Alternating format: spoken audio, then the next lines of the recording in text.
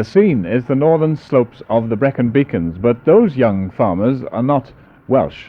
They're Tibetans, originally refugees from their homeland, who in the past few months have lived through the Indo-Pakistan strife. Now, at last, they've found a haven of peace, of all places, here in Breconshire. They've come to study agriculture intensively for 2 years. Well, you all seem very happy. Are you enjoying yourselves here? Yes, we are really enjoying.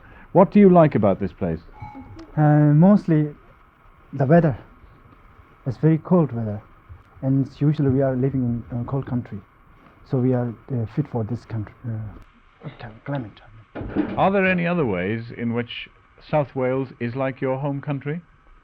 Yes, especially these mountains full of greenery, so that's more like Tibet. So especially all the sheep covered all the pastures. It's very, very good viewing.